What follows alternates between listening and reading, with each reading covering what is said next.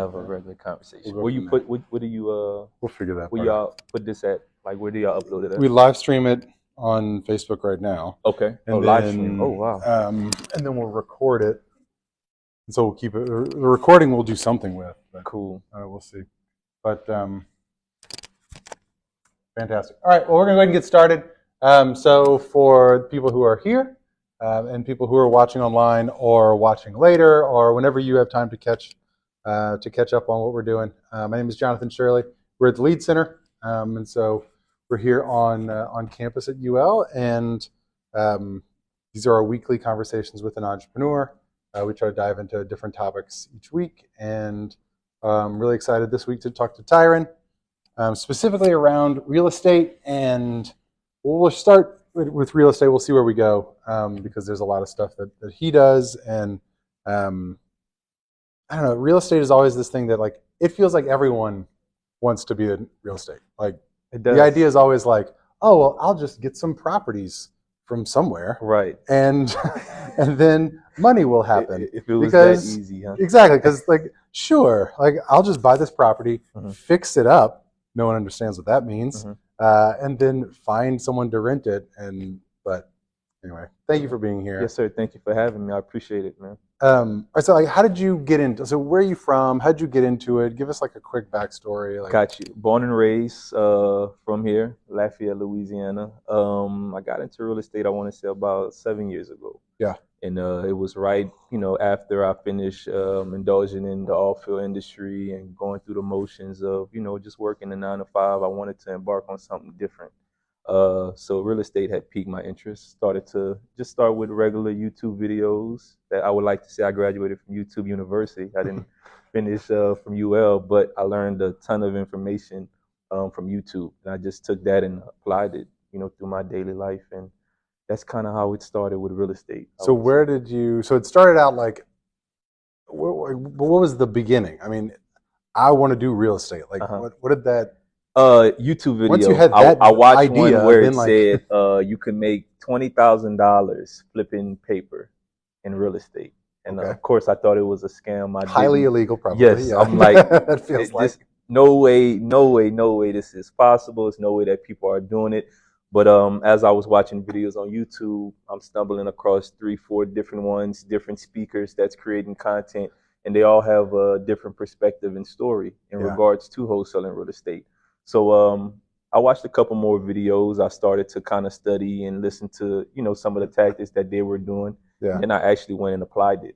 I started just driving around, the area where I'm from, and started looking for rundown houses, because that's what they were telling me to do on YouTube, right? Find the houses that don't look too good and try to get them under contract and sell it. So that's where my journey started. Because it started with this idea of wholesaling. So, like, if people have no idea what wholesaling is. Wholesaling is pretty much where you're being, I would say, the middleman, right? You're pretty much finding someone who may have a property that's distressed, and you're looking to help them out by getting it under contract and selling it to an investor like myself, right? Yeah. That would actually come in and buy it. So pretty much you're like the middleman between the seller and the actual end buyer. Yeah. And all you're doing is, as far as getting the seller to agree at a price, and then selling it to the buyer on the other end at a marked up price, right? Yeah. So that way you can pay the seller and you make yourself a couple of dollars. And you're doing that without paying for anything. Without paying for anything. You don't use your license. You don't need to have your social security number, none of that. All you need to do is be knowledgeable about the paperwork that you're, bringing to a seller to sign, and making sure that the deal is actually a deal. Yeah. Because, truly, it sounds great, but, it's a little bit more to it than what we're talking about, right? Yeah, of course. I won't get into depth about it, but just to kind of sum it down, pretty much all you're doing is helping someone who may have a problem, right? Yeah. Pretty much being a solution solver. Yeah. That's what I would like to say. That's what I like about it. I mean, like, and I've always loved, and, full disclosure for everyone, my first time I talked to Tyren was the summer of 2019. I had just moved here and was working for the Boys and Girls Club, and Tyren with Equity Hub wanted to do a back to school drive, and so we started talking, and like seemingly 45 minutes later we stopped talking, but because we talked about everything else, right? Like, you were from from the North Side area, your Mhm. grandmother lived down the street from the Boys and Girls Club. Mhm. You had started to, I think by then you were, I don't know if you were still wholesaling. I think by Yeah, then, I think, I were you was. still I wholesaling, was. but starting to move into, hey, what if I did more? Correct. And, then you're a realtor, Yeah. you helped me find my house, which I Yes. appreciate. Yes. But what I always loved was like, you just taught yourself. If it was anything that you were like, I don't know how to do this, you just went to go figure out how to do it. Right. 100%. Which I think not only for real estate is it important, Mhm. but all of our entrepreneurs that we work with, like that's that mentality that they take of, I don't know how to do this yet. I'll go find out though. Like Correct. I'll talk to somebody who knows, I'll watch a video, I'll watch 20 videos, I'll read 100 books, whatever it's got to do. But that mentality of like, the information's out there. Correct. Yeah. I would say, one of the biggest things was just being able to get, comfortable being uncomfortable, right?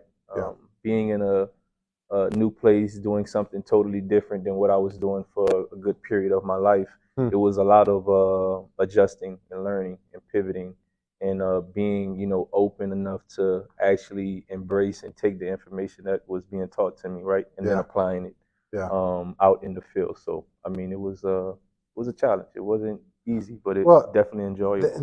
The first deal, if you can think back, Mhm. like your first couple deals, I mean, like you were working in the oil field, you decided to do this real estate thing, Mhm. so you watched a bunch of videos, but you hadn't done anything. Mhm. No. So my first deal took about, I want to say maybe about 4 months, and I only made about $500 from that deal. Okay.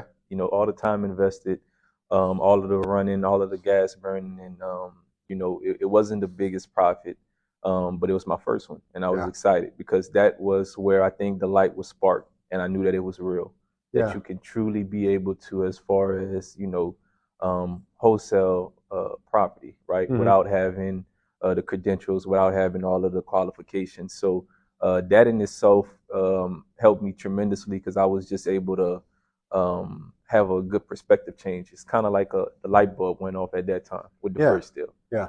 Because until you do it, yes, it just stays up in your head. It does. I mean, and it's like, this is going to be great one day. Yeah. But I got to go do something else for a little bit. Correct. And then it'll be great.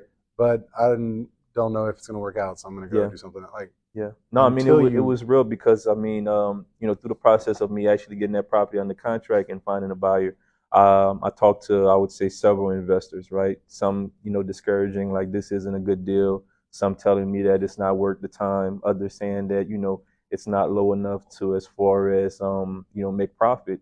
But then actually meeting another investor, and he said, this is perfect for me. This is exactly what I need.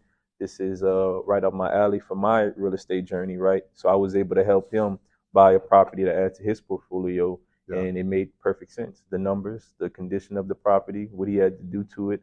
So that also did another thing to me as well. It also taught me to never give up after hearing one no, right? Continue to keep going. But yeah, that was, I would say, the verge of the first deal. It wasn't the most profitable, but it definitely was. It's not the one you like to think about the most, but it was the most necessary. It was. I won't forever forget it. I mean, that 500, changed my life, not in a midst of financially, but just knowing, like I said, that it was something real and tangible that you could truly do to, sell a deal. So I mean, Well, everything changes once you sell something, right? Because then I did it. Yeah. If I can do it once, I can do it 100 times. Yeah, it doesn't matter.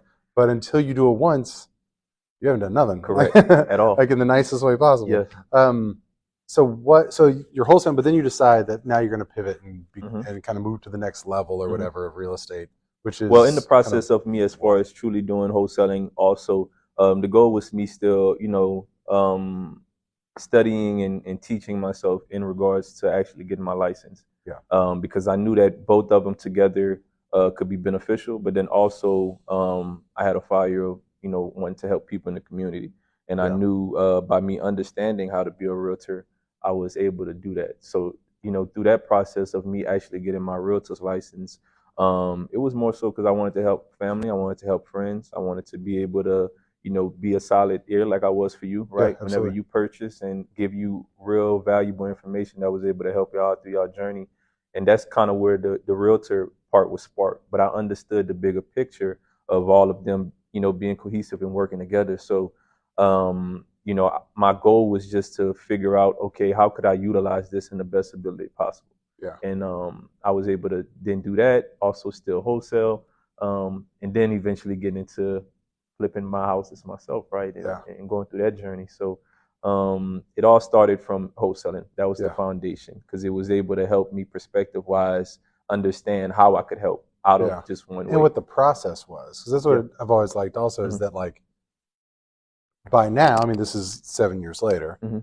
but you have almost all of the process down, right? I mean, like by now Yeah, pretty much. you've got a It's still a team. lot to learn, Yeah, but but the yeah, foundation certainly. itself, But yeah. like if you see a property, you now can go approach it yourself because you're Mhm. a realtor. Mhm. You have people on staff who can do all of the contracting side, so you're Yep. not going to someone else for that. Mhm. So when you learn all the steps, you can then create all the steps. Correct. And so Equity Hub now has all the steps. Correct. Like you I don't have wanted to to go out vertically somewhere. integrate everything together, right? Yeah. Construction, real estate, consulting.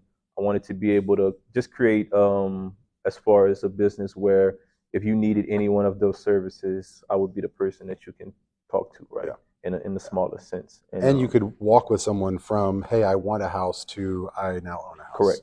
100%. And all those services are yours. Yep. Under you. Exactly. Whichever one you need, right? Yeah. Because I mean, going through the process myself, I was able to understand and also picture, like, man, if I would have had this, or if I would have had this, it would have just made that journey for me way much seamless, right? Yeah. And then going through it a couple of times and learning that, okay, I could learn how to do this and then apply it. I could learn how to do this and apply it as well. That's where the fuel was fired to, okay, let me integrate all of these together, right? And Yeah. then be able to figure out how could I be serviceable to the community in that Yeah. regard. Yeah. So yeah, Absolutely.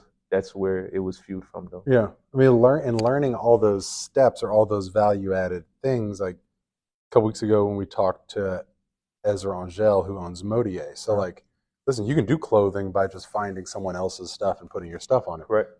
But for him, it was, no, I want to go find the fabric and then find that who's going to make stuff just for me. 100%. And now I control the whole process from fabric to user. Mm-hmm. And not everyone wants to do that, but if you want to, you can learn all the things that are along the way. It's not like, I think now in the day and age that we're in, I mean, there's so much information and so much just access, right, to learning all of these different things on the internet. It's just truly, locking into what is it exactly you want to do, right? And what does that look like for you? Yeah.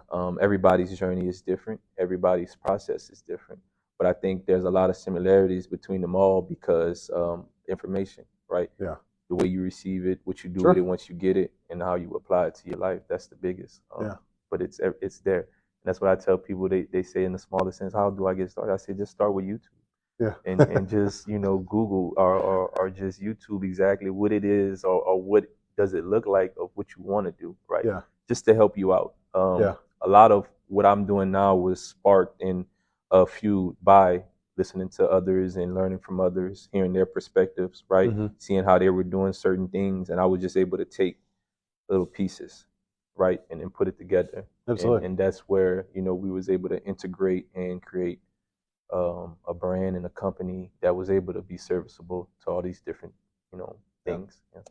The first flip you did, so like you decide, hey, I'm gonna purchase this property, I'm gonna flip it. How much flipping experience do you? That started in regards to I was helping out a good friend of mine. He had a property that it was in his family and they wanted to sell. Yeah. So I just kind of stepped in just in regards to giving him advice on, what the situation looked like. But after talking more with the family and me looking at the property, I'm like, you know what? I think this would be a good opportunity to embark on to start flipping, right? Yeah. And that was a few years later after me getting in. So I was able to work with him, help him and his family as far as get a fair price for their house in regards to purchasing it. And then I was able to come in, do the renovations that was needed, And so how much was that you doing the renovations, or how did you go about finding? I did nothing. We being honest. That's how, I mean, I understand like what a hammer is. Correct. But like that's kind of the extent of my. Correct. My biggest thing, right? When first getting into it, I didn't want to get locked into just being on one project and just doing all of the work. I mean, I'm very as far as knowledgeable on the whole process, and I understand how to as far as swing the hammer, right, lay the floors. But I knew that wasn't where I would best be useful at. It was more as far as useful in regards to working on the business than working in the business. Absolutely. Right. Because if you're laying the floors, you're not going to find the next property. Correct. You're not going to close the next deal. Correct. You're not going to close, and that doesn't help at all. You grow. No, it doesn't. But again, like I said, to just kind of rewind a little bit back to what I was saying, it's all about your journey and what you're looking to do. Sure. Nothing's wrong with those things. Oh, no. Yeah. I know a lot of as far as good people who as far as do those things themselves, right? And again, it's all about your journey. What is it that you want to truly do?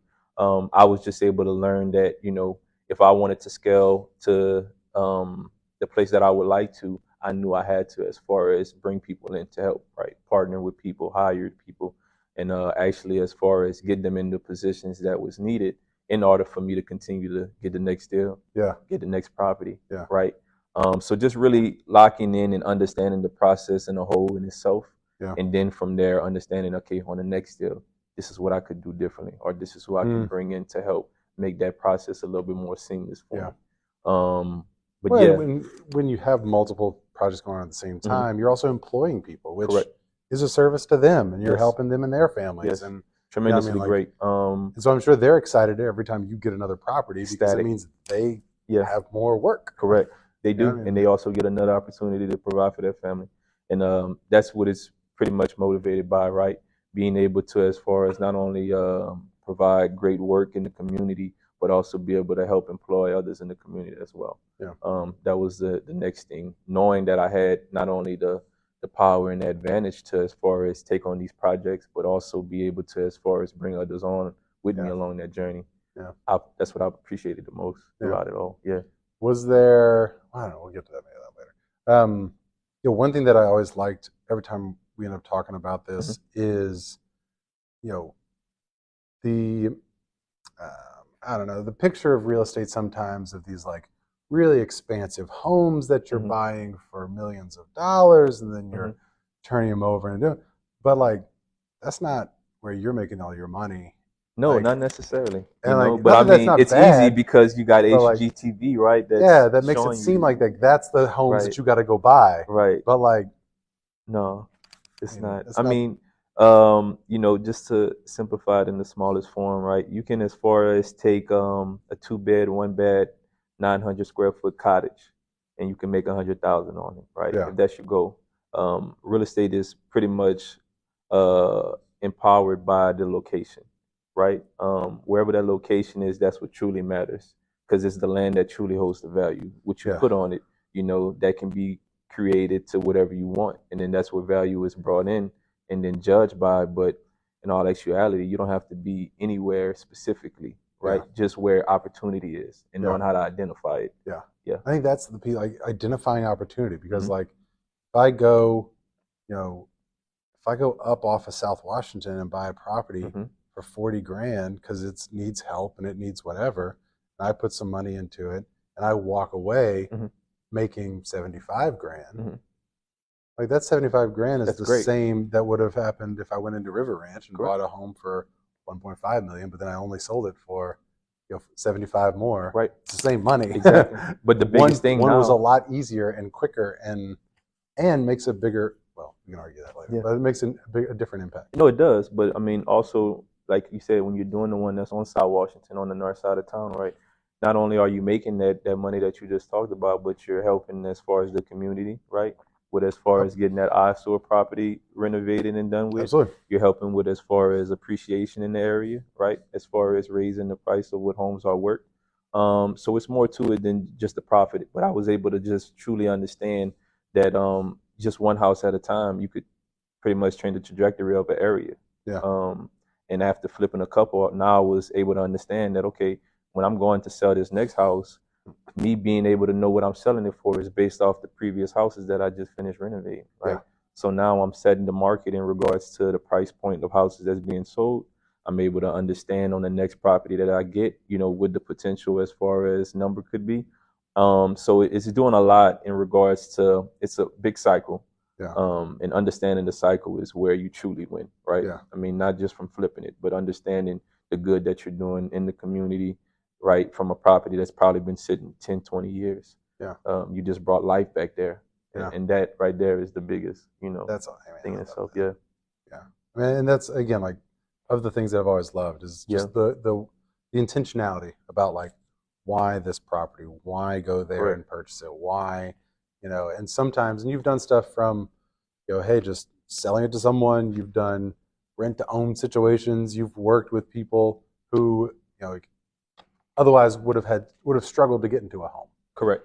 I've tried to, as far as learn in ways, right, that your average Joe, couldn't go into a bank and get financing, right? And there's a lot, I would say there's a big, as far as need for those who, have some of the credentials, just can't get all of them. Yeah. And that's why I was able to kind of step in and start to provide that service, right? Yeah. By being able to provide financing for those who couldn't go and get it in the traditional way. Yeah. Yeah. That came from contractors. It came from, as far as people who were your everyday workers, right? Yeah. Who just didn't either have, as far as the right situation, credit, or as far as the enough down payment, or as far as 2 years of work history, right? Because that's all things that are needed as a realtor. And this is where this is where, like, being a realtor, understanding what is needed to get that bank loan allows you to then talk to someone and say, listen, like, you don't have these things, but I know you. So we can work around that. Yep. I mean, like, you may have you made a mistake a decade ago that is still attacking your credit. Correct. But you've been solidly employed for 7 years. Yep. Like, there's no reason why this thing that happened a decade ago should be preventing you from owning a home. 100%. But in the eyes of if you're going to the traditional route, no, I mean, the broken traditional route, again, it doesn't help. Correct. At the end of the day, everybody has, as far as, their rules and laws that we have to abide by, right? I just wanted to think outside of the box and be able to, as far as provide options that wasn't the traditional way. Sure. And it worked out great because I was able to help. I would say in the 7 years I've been doing it, I've been able to help over 40 families, roughly, give or take, that was able to actually truly buy houses with me, right? In regards of not going the traditional way. Yeah. So that in itself is a great feeling, especially because some of them are still employed by me today. Yeah. So knowing that, they're able to provide and bring their family in and, give them a place to stay it's a good feeling. Yeah. Yeah. No, that's crazy. One of the things that I liked, and I got to watch it happen, which was really cool, was the creation of sort of the roofing company. Yes. So, like, how did you go from not having a roofing company to having a roofing company? Understanding the as far as marketplace, understanding as far as the way of how people does business, right? And just the ethics that they move by. I was able to understand from subbing these guys out and bringing them on my flip projects, right? In regards to what they were getting paid, how much they were getting paid, and what did that look like. So I was able to pretty much from there partner with them, I would say, in regards to just providing more jobs, right? They know how to do really great quality work. They just had a hard time as far as getting lead flow, right? Yeah. That was something that I understood really great. So from there, I was able to pretty much provide them those opportunities while I learned in regard to what they were doing, how they were doing it. And from there, I was like, well, you know what? I'm getting a lot of calls. I'm getting people that's interested in as far as getting us support. This was around whenever both the hurricanes came, too. Yep. So, I mean, like, again, like when we talk about opportunities out there all the time. It was there, and it was me understanding that they had companies that were price gouging, overcharging people, right? That, doing things that they really didn't have to do. Yeah. So I was like, if I can come in, give a good price, provide great work, and as far as help these people who are already going through something, right, because of the hurricane, be able to save, then this might be something that could be something good. And it did. I mean, the first year alone, we did over, I want to say, 150 roofs, right? Now from there, I'm understanding, okay, this is just roofs. But then there's also other work that can get done that I was also doing: painting, flooring, sheetrock, um, doing cabinets. So I'm like, you know what? Let me, as far as find guys that, as far as again, have great quality and work skills that can work with me and continue to provide these leads. And that's kind of how that went. Went and got certified, went and got licensed, got insured, and that was the start of Equity Hub Construction. So that's another, as far as I would say, branch to Equity Hub. Yeah, that's pretty much what it was under the umbrella. Yeah. So at this point, are you still wholesaling at all? So everything's still going on, but again, it's not by the hand of me. It's understanding delegation. It's understanding as far as hiring the right people, right, and as far as removing myself from some of the daily tasks that took up a lot of my time to be able to focus on this new venture. So two of the biggest things is delegation and integration, right? Being able to, as far as put systems and things in place, right, that doesn't need you to truly do them every day to continue to run. Me understanding that helped me out tremendously as well, because I was able to be in 10 places, right, at one time. Yeah, and as an entrepreneur, like, that's what you're trying to design is how can I duplicate myself? Correct. Yeah. Because if I have to be there to make money, there's only one of me, which means I can only make money at one place at a time. Correct. But if I don't have to be there, how do I remove myself from 10 different projects? So now they can all happen while we're making. That's SOP, standard operating procedures. That's as far as creating, as far as daily tasks, right, for the team, and just pretty much getting on the same page with everybody and communicating. Communication is very big in any business, right? Being able to not only let yourself, but everybody that you work with know what's going on and how they're involved and how it impacts them, and making them part of what you're doing. So just through that process, I was able to learn that. So before we, speak on the things, I want to make sure that everybody understand none of those things was done without a good team. You can't do it. And that goes down from wife, that goes down from family, that goes down from business partners, whatever the nine may be. You can't do it alone. You have to have a solid foundation. Truly, to scale any form of business. It's the only way it's going to work. Right. Because because you don't show up at every house. Like if Equity Hub construction is doing something, you don't show up. So someone's showing up in your place, though. Yes. And and so they have to, as far as understand the process, understand the procedures, understand the goal, right? And that's all communicated, and that's how you're able to pretty much, I would say, be in multiple places at once.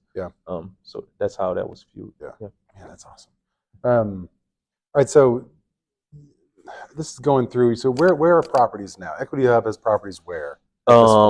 Lafayette, Baton Rouge, New Orleans. I would say pretty much the I-10 as far as sector. We tried to be intentional about the areas that we were, as far as investing in. Just didn't want to be all over, but in areas that needed, as far as assistance, but also had opportunity, right, for more growth. In all three of those cities, if you've been to all of them, you know that they have a little bit of everything, right? They have a little bit of opportunity, they have a little bit of, as far as growth going on, and it was just identifying that and narrowing down on it.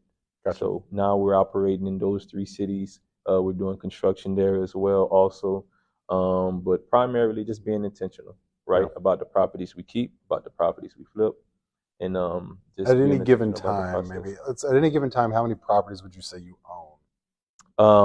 Or Equity Hub owns? As far as in regards to now, we're managing right at about 32. We sold a couple, just bought 4 more last week, so right at 32. Just bought 4 more. Again, being intentional, right? Keeping properties that make sense 10 years from now. Getting rid of the ones that don't. Understanding as far as what's the goal with them. Just structuring it like that. I think that's, and it's the level of intentionality, and it's just, not to oversimplify, but it's just a process. And once you've done it, over and over, you just keep doing it, and then you start to realize, well, if I've done it in Lafayette, why can't I do it in Baton Rouge? Why can't I do it in New Orleans? It's the same process. It is same thing.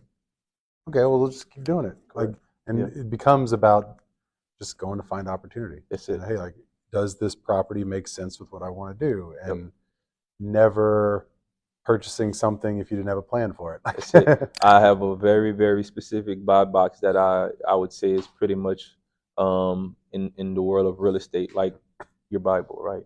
Yeah. You don't, as far as go against it. That's what it is. That's what you stick to, and that's it. Yeah. So that way it helps you out from never getting put in a situation that you shouldn't be into, buying something that doesn't make sense, right? You know, that in itself is just having a good, as far as base of what it is that you're doing, that helps us kind of stay in a line of the goal. Whenever you guys go in and purchase properties, you go in, you maybe you're gutting it, maybe you're redoing something. Is everything designed similarly? Like, no, is everything? Do you go in and say, like, this is going to be a blue wall, this is going to be a green wall? This is at first it was. At first it was, okay, we're going to stick to this color floors, we're going to stick to this color walls, we're going to stick to this color granite. But after doing that time after time, I was like, let's get creative. Let's think outside the box, right? It was good because it helped as far as cost standpoint. As far as making decisions in regards to all of the different finishes, it helped out tremendously time-wise. But then also what it did, after doing it so many times that way, I was able to then come in and then, okay, be creative, right? Let's see what this color looks like. Let's try these type of floors, right? Let's go with this design. Let's do this accent wall here. Now I was able to start being creative with it because I understood the baseline and was still able to save, right? After doing all these different things now, just from the process of sticking to the same thing. Yeah. So now, I like to get creative, look at it as a blank canvas, and just pretty much, come up with whatever I'm feeling. I think that's a lot of what my work is fueled by now, of things that I enjoy. I'm more so doing things now that I love, right? In the beginning, it was about, okay, how can we generate revenue? How can we, as far as make sure that expenses are being covered? Now it's like, okay, let's be creative. Let's create this. Let's knock this wall down. Let's make this an open floor pan. Put a 4-foot island, right, with a 18-inch lip on it. That way you can sit and be able to have fun with the family whenever it's dinner time. That's kind of where it's got now. So into projects that I'm flipping, I'm just thinking of different ways of, if it was a family environment, how could it be suiting to their family? Right. That makes sense. Again, intentionality. That's what it's all fueled by. So this is a good time to talk about it from a creative standpoint. So you've got a new project now that's off of Buchanan. So to me, that's like the creative part. Like you're even happy, like sitting here. Right. It just made me like you're pumped about this. Is. And so we walked around for like an hour the other day around the property. It climbed all over the place. Wore blue pants. They were covered in chalk and whatever. I was trying to make sure you didn't fall off. On this rickety ladder. I was like, now you did tell me not to go up, and I was like, I'm gonna go up anyway. But all right, so where is it? How would people know what it is? What do you have so it's on 339 Buchanan Street, and pretty much it's just this 5,000. So probably right next to the Opportunity Machine, right across the street from Tsunami's parking lot. Pretty much, has that in different panels, downtown. Different color panels. That was pretty much fueled by just, again, collaboration, right? Getting with a partner of mine and him having an idea in regards to, what he think the space would be good at. And his thoughts was, maybe we can do, office spaces here. And maybe as far as lease out these, different spaces for X amount monthly and generate revenue. And I said, well, what if we can do something even bigger and make that type of revenue on a weekend? Right. And from there was fueled the Buchanan Inn, which is an event space. And in the front of it, we decided that we were going to curate a cafe that's called Cafe Lanyard. So the goal there was just to make a space that I would enjoy being in. Right. Remember, I told you everything is based off of what you want. Right. And now I spend a lot of time downtown in Rev. Right. In the beginning of my journey, I spent countless hours, Rainers can tell you, of working at CC's Coffee. right, and spending time studying there. And it was just like, okay, let's create a space that can eventually be that for others, right? They can come in, they can study, they can network. Me and you, we like to meet the different coffee shops, right, and talk. Absolutely. Same thing for them. And then the event space was just to pretty much create a blank canvas and bring different type of events, right?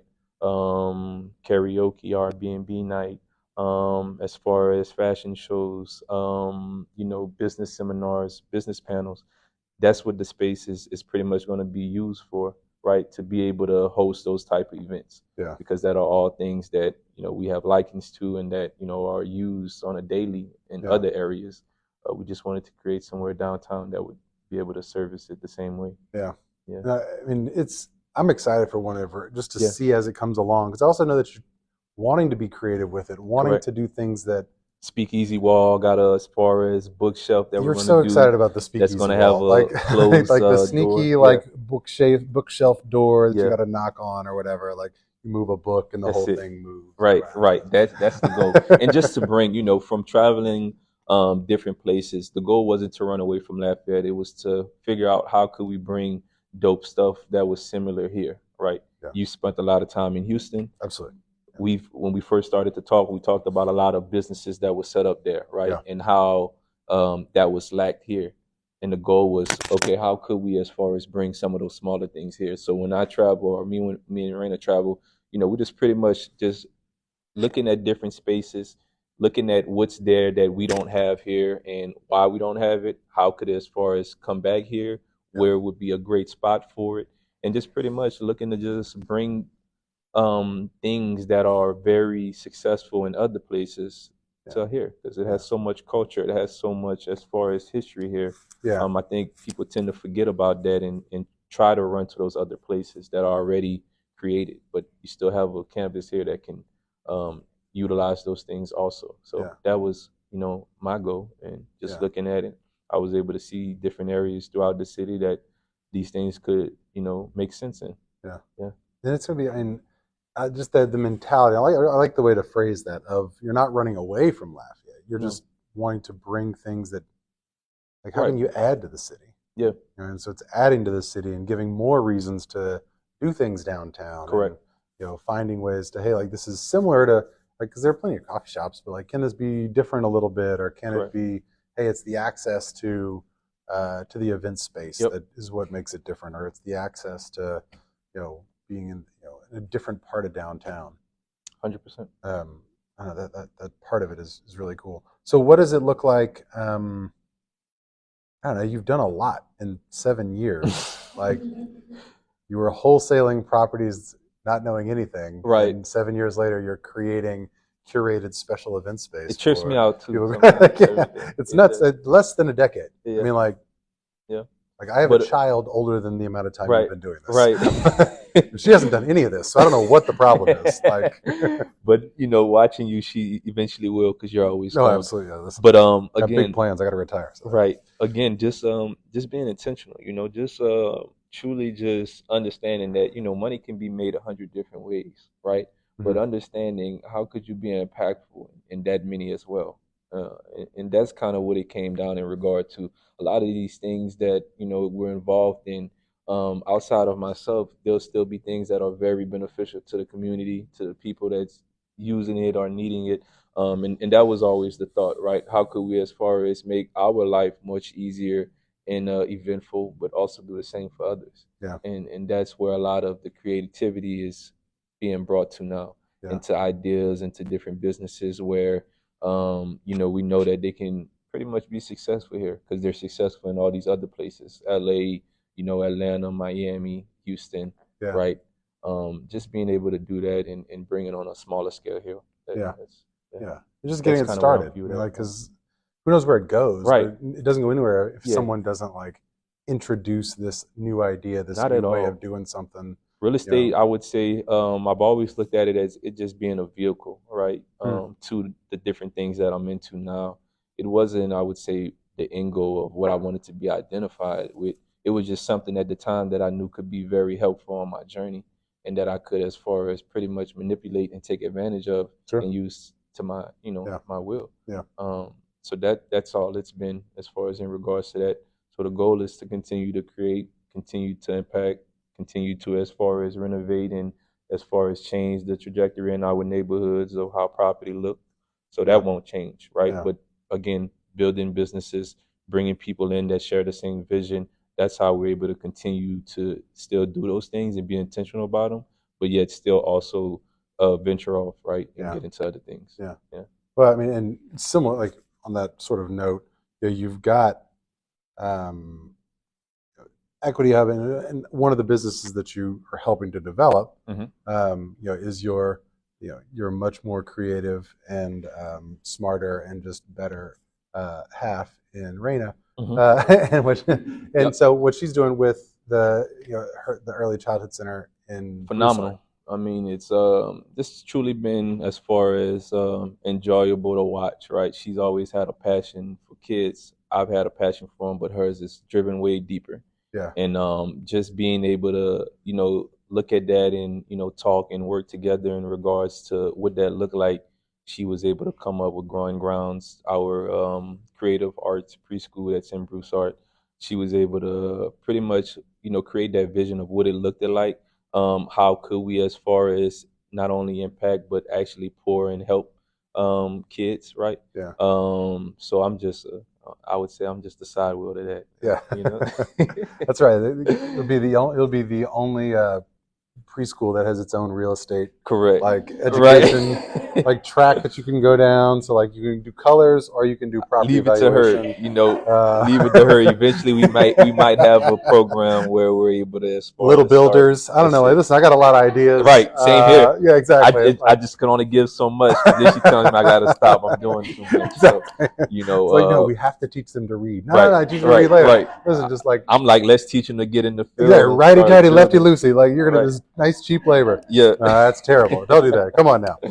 For sure. That's ridiculous. Yeah. Okay, well, so at this point, just questions from people who are here. Anything you want to know about Tyren's journey, like, or real estate stuff? Please, ask away. Tips or book. I have a question. Yes, ma'am. Hearing his story. Thank you. What did your marketing look like when you first started out? What kind of good question. Reference to marketing your business.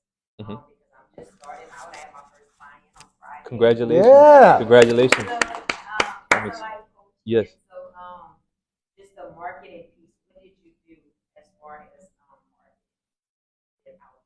I'll be honest with you. A lot of feet on the ground, go and shake hands, go and meet people. What I was doing in my previous life was totally different, right? Working in the oil field, doing the other things that I've done. I had to, as far as pretty much create a new face card for myself, right? Be able to put myself out there and let people know what I was doing, not expect them to know what I was doing by just making a post on Facebook or Instagram. So being intentional, going to meetups, going to as far as seminars in the area, right, where there was like-minded people, and just letting them know what I was doing. In regards to real estate, it was driving for dollars, which was pretty much riding in neighborhoods and scoping out properties that was ran down and just sitting there, finding the address to whoever owned that house and skip tracing them, giving them a call like, hey, my name's Tyren, I'm a local investor in the area. I was just calling in regards to your property, right? But I would say between that, it was also SMS messaging and cold calling too. I did a lot of that also. That helped me save time by not being able to drive. I was able to sit home on days where it was raining and make 100 calls, right? And just talk to people, let people know what you're doing, and never think that you talking to one person can't help, because that one person may go talk to 10, and then out of that 10 may talk to 100. And to be honest with you, a lot of business in the first 2 years was word of mouth. I didn't do too much marketing online. Everything pretty much was coming in just from me helping this person telling that person telling their family members, and then just coming in like that. So I would say just talking to people, letting them know what you're doing, and talking confidently too, right? Because people want to do business with people that enjoy and know what they're talking about. And in the beginning, I didn't know a lot, but I was able to talk confidently in what it was that I was trying to do. And at the time, that was wholesaling property. So I was able to go to them and let them know that, hey, I could sell your property if you work with me. right? And some gave me opportunity, and I was able to help them through that. Those are good. I mean, the idea of always remembering that like not everyone knows what you do. Correct. And it's good. And sometimes, and we run into this into this with Accelerate Northside. Like Jonathan, surely everyone knows you've had 200, almost 300 people come through this program. Yeah. In reality, 80% of the people still don't know what Accelerate Northside is. Still don't know, so, and it's evident because every time we turn on the application, 80 more people sign up. Signing up. So but it's this false sense of, oh, lots of people must know what I do. You can almost never tell it enough. Correct. You can almost never tell enough people. No. Every time you think that a lot of people know what you do, remember it's probably a quarter of that. So if you think half the people know what you do, it's probably 20%. Yeah, and if you're in a business that's service-based, right, I mean, the only way for you to continue to, as far as generate revenue, is by talking to others and as far as letting people know what you do. So, I mean, if that's either social media, if that's as far as making flyers and going give them to certain businesses, if it's going shake hands with people that have agencies of, say, for instance, for me being a realtor, I was able to go to all these different, agencies, Keller Williams, as far as Keedy, different brokers, and be able to, as far as talk to them in regards to, hey, not only am I doing real estate, but I'm also helping people who, may, be in financial situations, right? If you run across a client like that, don't just, tell them that you can't help them. Think of them. Yeah, right. That's a good point. Yeah, because if you've already got to that point where you can, hey, I can help people who you don't think you can help. Correct. And I don't have to take all, like, I'm not trying to replace you as the realtor. Let me be the bank, basically. Let me be that person. I don't mind filling that role. That's where, you become a problem solver. Correct. It's game over. Because people associate you with problems ending. Correct. And so whether it's in the real estate space or the banking space or the construction space or the right. Whatever, now it's like, oh, well, Tyron's got an answer. Correct. I'm able to consult and for what the problem might be. Not just give you as far as an answer, but give you very soundful, educated advice, right? Yeah. To make sure to prevent, whatever that situation may be. Other questions? Say it one more time, sorry. In the beginning, just in regards to talking to people that was in that space, that was a good place for them, other agents. I was able to network with them in a larger, as far as platform, where I was able to say my message, not to just one person, but to 10 or 20, right? And just get it out a little bit much faster. So I was just talking to them, but that's just, I would say, one of many. Another place was going to, the library here. There's a lot of free information and a lot of people that's doing the same thing that I was doing in regards to just learning and just talking to them, networking in that process, figuring out who they know. Because again, if you're doing something and then they're doing something, y'all may be able to exchange value, right? And then now y'all just helped bring another client to y'all business. So that would be another place, library, campus, right? Yeah. Places like that, where you got people at. Other questions? Oh, you talking about funding? Funding as far as in regards to buy deals, like buying real estate deals, kinda.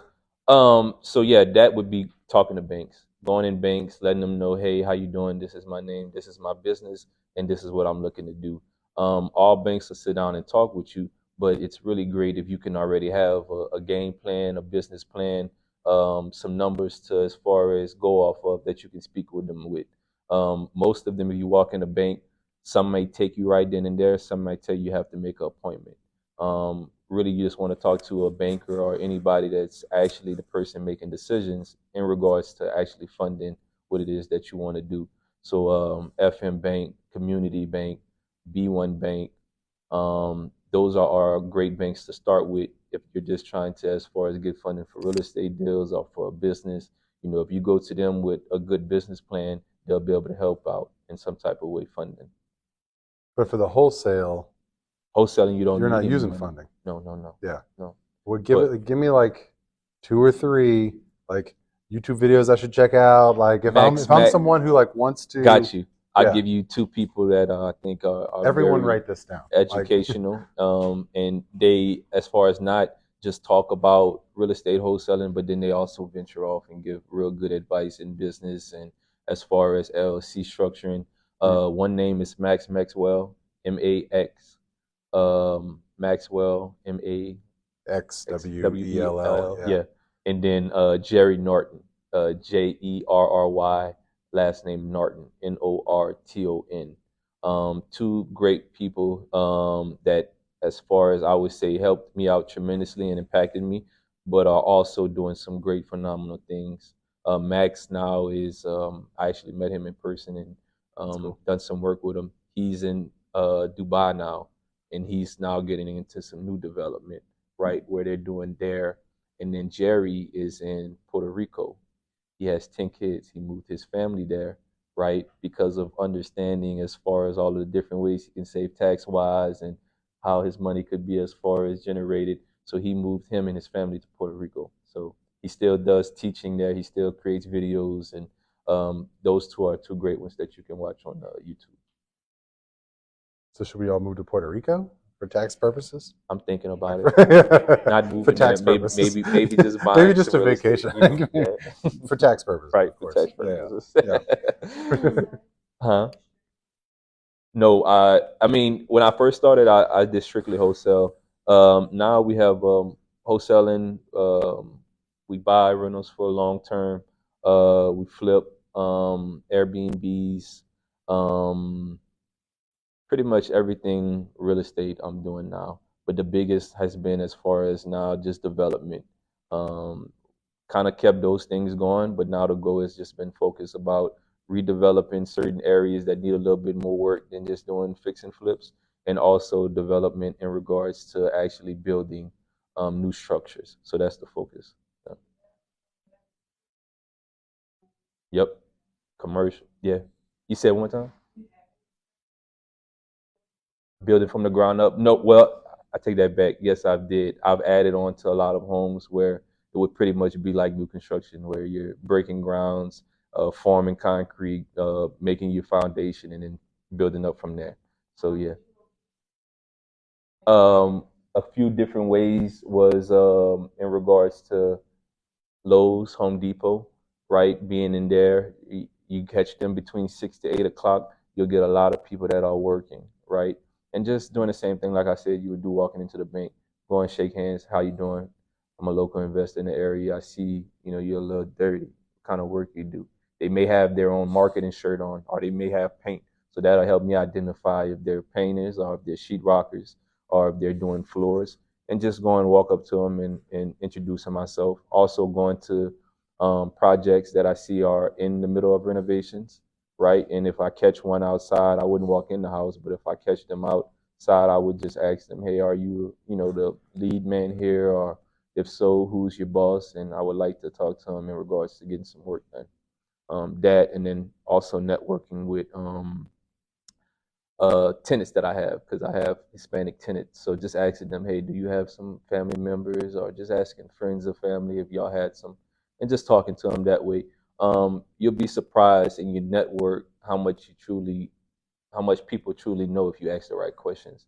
So your family members themselves may have everything you need to get started on your journey, but they don't know that you need it unless you ask the right question, right? Great point. I mean, we talk all the time about, like, you may have an uncle who works at Home Depot, but you've never thought about them as the person who works at Home Depot. Correct. They've always been your uncle. Yep. Like, that's the problem. Right. Like, that's someone who has stuff that you may need. Right. You're just not asking the right questions. Correct. You stop asking him for presents at Christmas time and start asking him for, I need some painters. Right. Like, so right. How can you help me out? Yeah, they're dealing with, people every day, right, in that space. And, that's a few good places you can start with. Yeah. Continuing to you just got to talk to people. That's it. It's the hardest part, but once you start doing it, biggest challenge. Yeah, that was one of my biggest challenges. Right. I always was very reserved and introverted, so I always stayed to myself. And one of the biggest things I learned was that I'm hindering my own success by not being able to communicate, open my mouth, and go talk to people that's doing things that I would like to do myself. Yeah. And I kid you not, the minute that I, changed my perspective and opened my mouth and talked, it was like the floodgates opened up. Yeah. Yeah. You start to get a lot of, as far as genuine connections that's within your alignment, right? By being intentional, asking the right questions, going to talk to the right people, and just networking in a sense, but just being mindful of who you're networking with. Sure. What?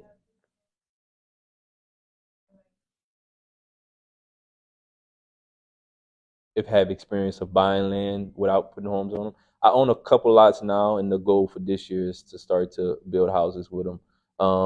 I've learned a lot from like Habitat for Humanity, the programs that they have, which are like some nonprofit organizations where they build affordable housing in our communities. So that's the goal this year, is to start to do more affordable housing on those lots and kind of duplicate what they're doing, just in the result of helping, honestly, providing more affordable housing there. Because now we're going into a verge of where, on a minimum, just to get a house, 3-bedroom, 2-bath, you're looking at about $200,000 now. Yeah.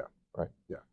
So being able to come in and take advantage of a lot of the areas we see that are just ran down and start to put more affordable housing that would range between 100 to 150,000. That's way more affordable. A note on that is about 700 to 900 a month. Right, so it's easier to allows people who, yeah. I mean, you can kind of see it in all these different spaces, right? So like, I think we hear about the first one in your family to go to college and how that can set a trickle. Well, like, same to be said, the first one in the family to own property sets this standard of, hey, our family can own property. Like the first one to start a business, our family can now start a business. Like, there are families that when that first domino falls, it allows everyone else to change how you see yourself, 100%, and how you see your family. Because it's easy to say that's not something our family does. Like, we're renters, we're not owners, or we're W-2 employees, we're not owners. We just do this. Like, this is good enough for us. Until someone comes along and goes, nah, me, I want that. That's I want me. that. And then That's all of a me. sudden, everyone else is like, oh, well, if Tyren did it, like, hey, Tyron's not that smart. I remember him. Like, right. But, and that was truly it. You said a mouthful, right?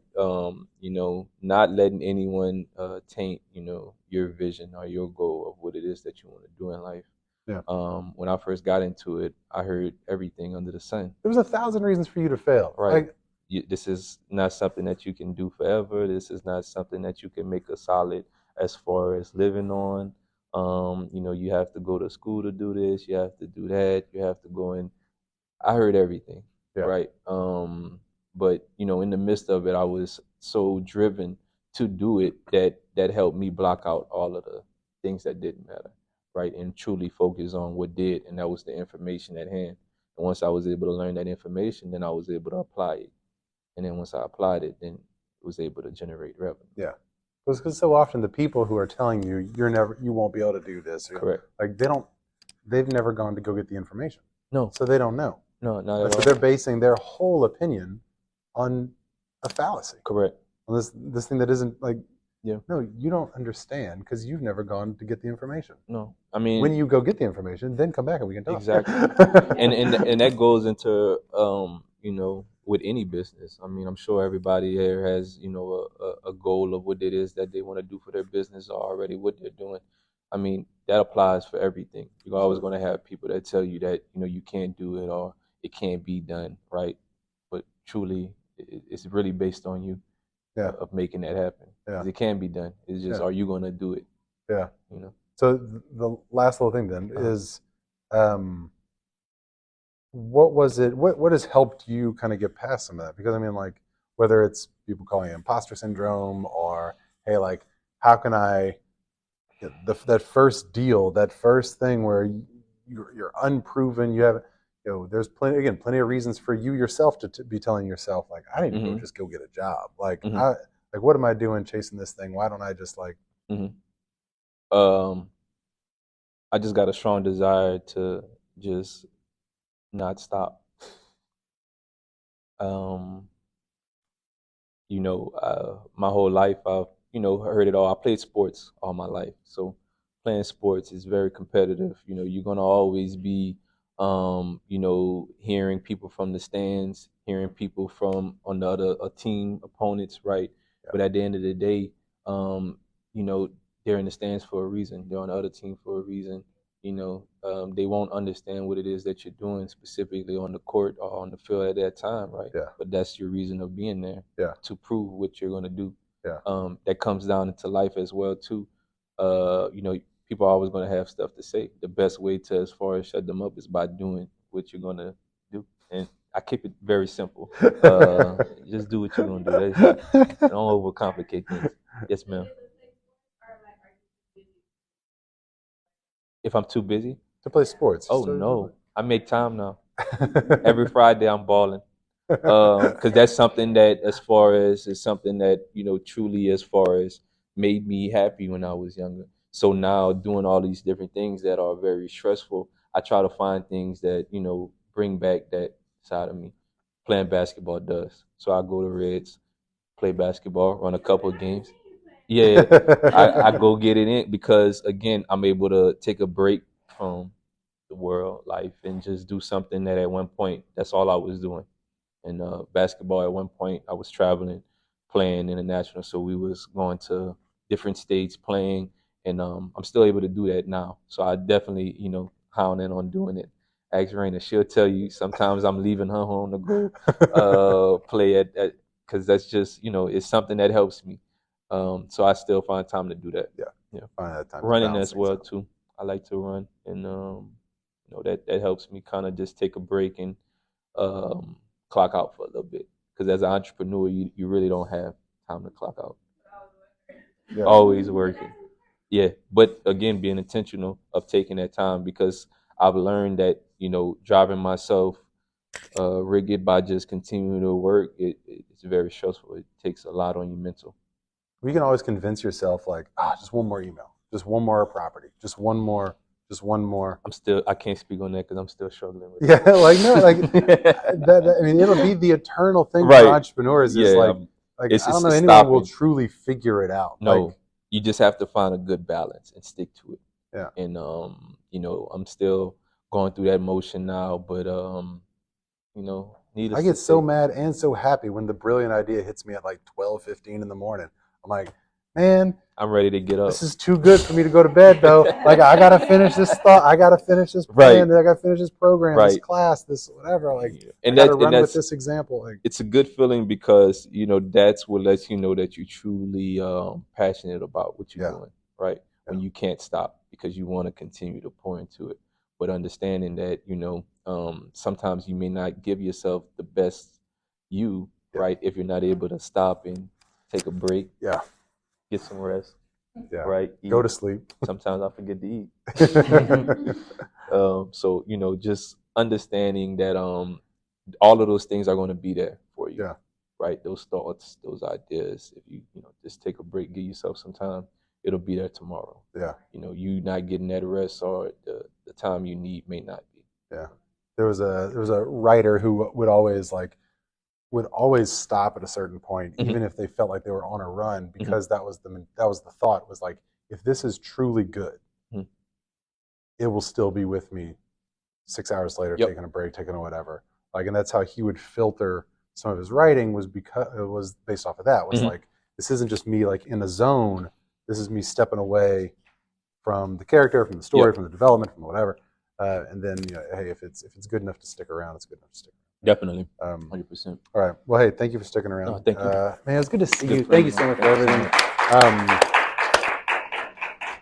Yeah, I mean, just one of the first people that I really connected with whenever I got to Lafayette, or came back home, and so it's been just special to kind of continue to. You helped me out tremendously, just as far as perspective of life, right? And I think that's the biggest, and that's why I say be intentional of networking, because me and this guy, we haven't made a dollar together, but the thoughts, and as far as the challenges that he did to me, helped me as far as broaden my perspective of life. So I You found me a house. We're straight. Don't worry about it, man. All right, that's okay. Not everything is always money driven. Yeah, exactly. Understand things and just appreciate relationships when they're good for you. I think that's the biggest part. Is just realizing that whenever you choose to bring people into your life, bring them in. Like if they're not good, keep them out. Right. But once you start to get that, all right, this is real special. Right, I love you, man. Yes, sir. Thank you. All right, so those of you who are sticking around to chat for a little bit, that's great. If you're online, next week we'll just be doing a live stream version of our conversations because the university turns 125 years old, and there's a big celebration on campus, and so we're going to do a bunch of short interviews on what entrepreneurship looks like on campus. So that'll just be a live stream event. But the next Tuesday, Pamela Flugents, who started a company called Let's Create LLC, and Karen Crow will be here. We'll talk to her. So, all right, cool. All right, now we're done. Now turn this off, and we'll go from there. Yes, of course. Yeah, absolutely. Of course. You need to get some proof for your class, because I'm not gonna